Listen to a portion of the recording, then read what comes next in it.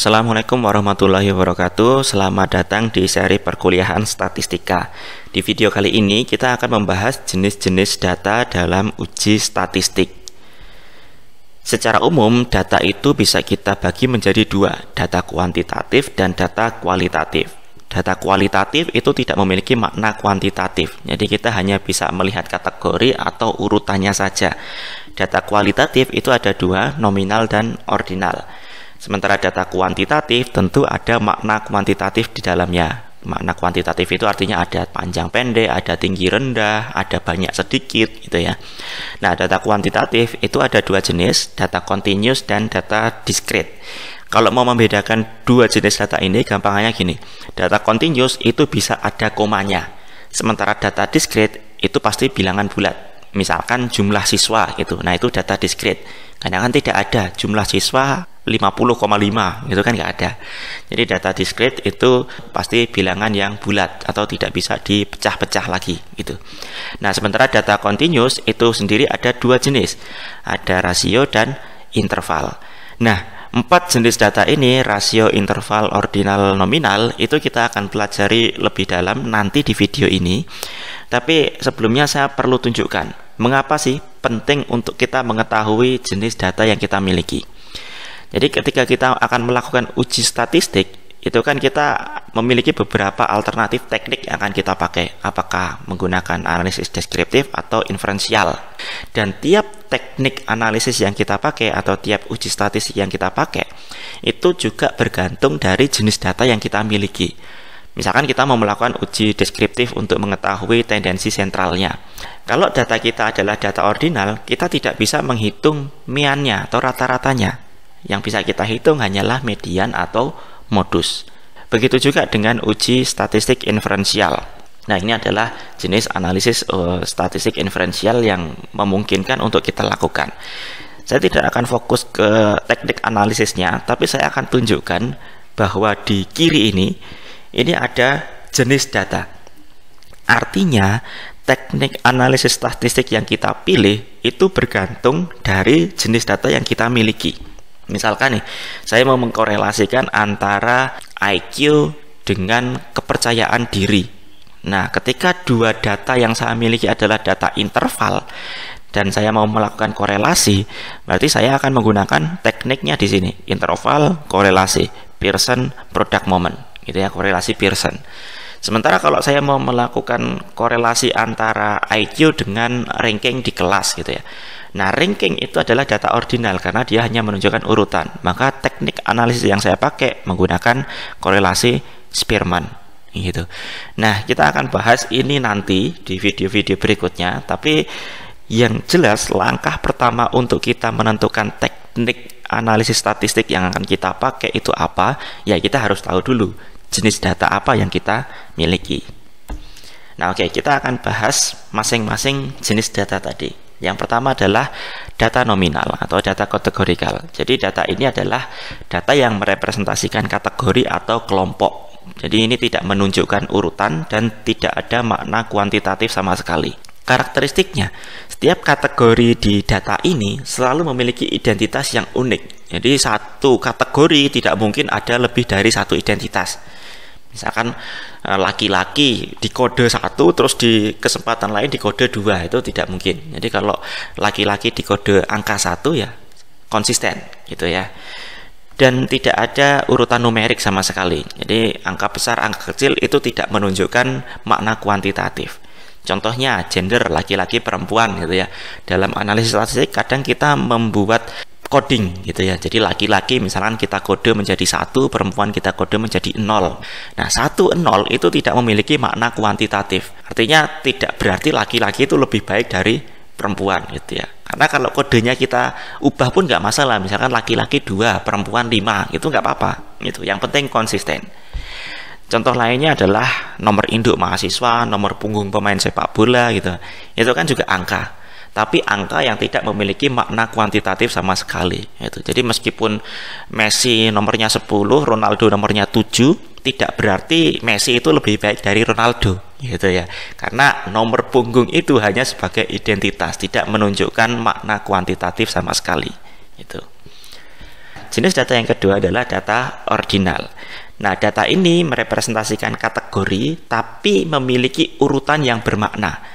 Jadi ada urutannya, tapi jarak antar urutan itu tidak selalu sama. Jadi kalau 1, 2, 3 gitu ya, misalkan ranking di kelas gitu ya, 1, 2, 3, oh kita tahu bahwa ranking 1 itu lebih baik dari ranking 2, ranking 2 lebih baik dari ranking 3 gitu. Tapi kita tidak tahu jarak antara si ranking 1 dan ranking 2 itu berapa, ranking 2 dan ranking 3 itu berapa gitu. Nah, karakteristiknya urutan ranking itu ada urutan kategori tinggi dan rendah, tapi jaraknya kita tidak tahu, tidak selalu sama. Contohnya adalah skala Likert gitu ya, yang sangat populer di psikologi. Misalkan kita mengkode sangat tidak setuju itu 1, tidak setuju itu 2, netral itu 3, setuju 4, sangat setuju 5. Nah, 1, 2, 3, 4, 5 ini adalah data ordinal. Dia menunjukkan urutan kesetujuan gitu ya. Tapi jarak antara sangat setuju dengan tidak setuju dan tidak setuju dengan netral itu bisa jadi beda gitu ya. Kita tidak tahu jaraknya. Tapi kita tahu bahwa semakin besar angkanya itu semakin setuju, semakin kecil angkanya semakin tidak setuju. Contoh lainnya adalah ranking di kelas tadi. Nah, penggunaan statistik yang bisa dilakukan ketika kita memiliki data ordinal itu kalau statistik deskriptif kita bisa menggunakan modus dan median. Jadi kita tidak bisa menggunakan mean karena tidak memiliki jarak yang sama. Sementara kalau kita mau melakukan analisis inferensial, kita bisa menggunakan statistik non parametrik, misalkan Mann-Whitney test, Kruskal-Wallis, atau kalau korelasi Spearman gitu ya.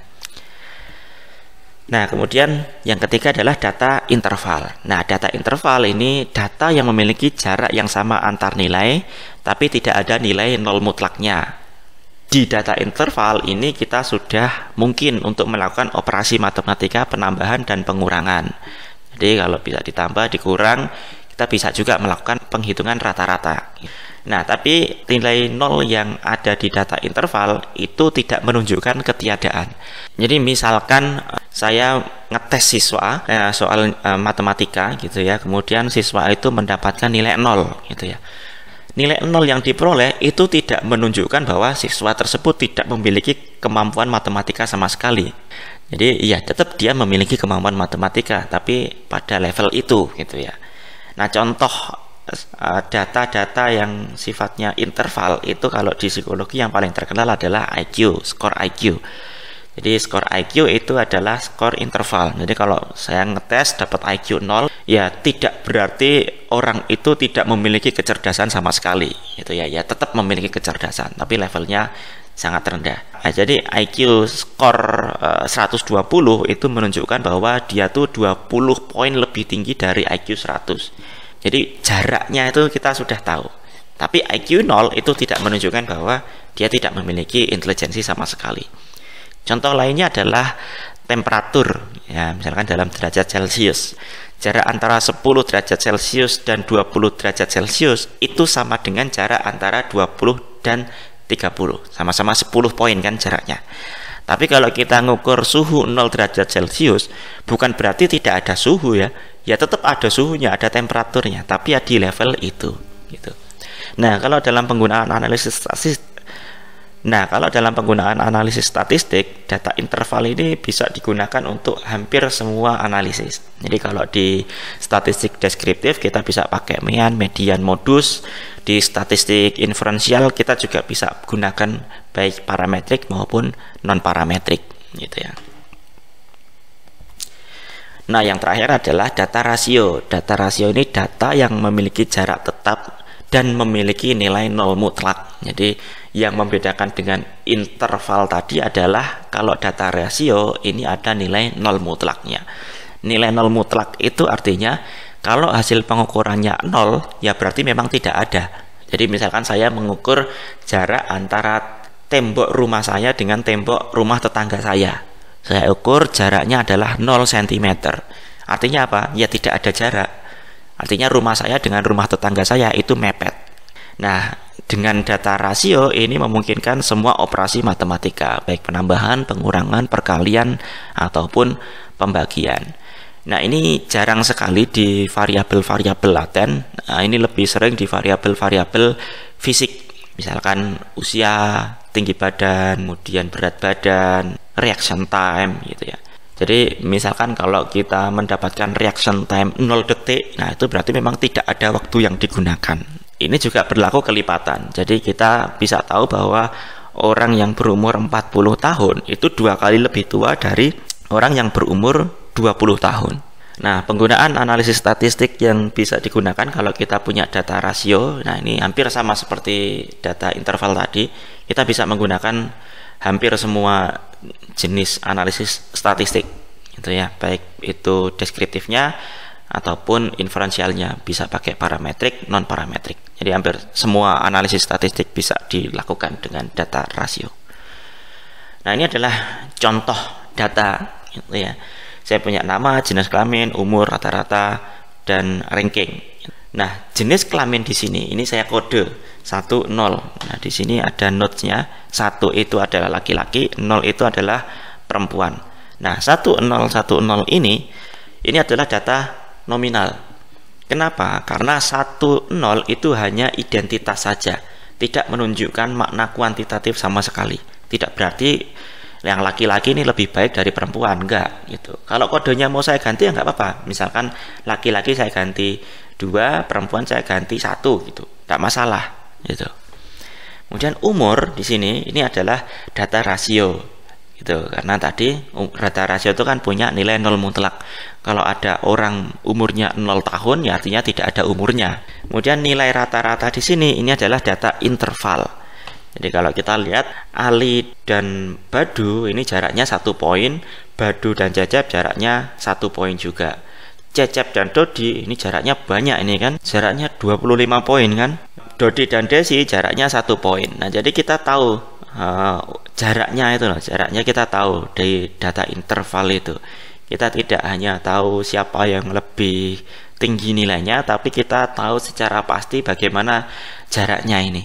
Nah, sementara ranking ini dia adalah data ordinal. Jadi kita tahu bahwa Ali itu lebih pintar dari Badu, Badu lebih pintar dari Cecep, Cecep lebih pintar dari Dodi.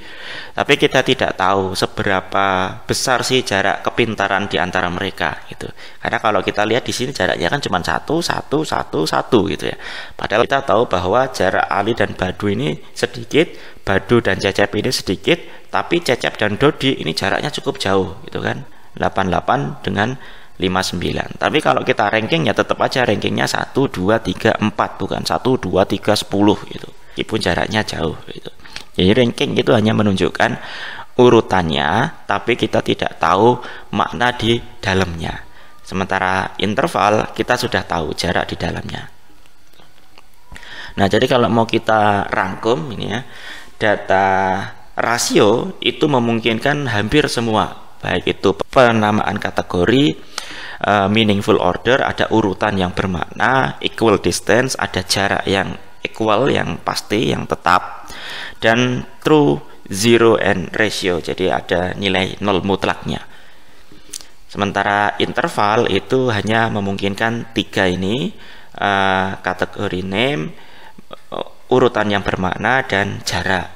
Ordinal itu hanya untuk kategori name dan urutannya saja, sementara nominal hanya untuk kategori names, penamaan kategori saja. Nah, itu penjelasan singkat mengenai jenis data yang bisa saya sampaikan. Kalau ada pertanyaan silahkan dituliskan di kolom komentar. Assalamualaikum warahmatullahi wabarakatuh.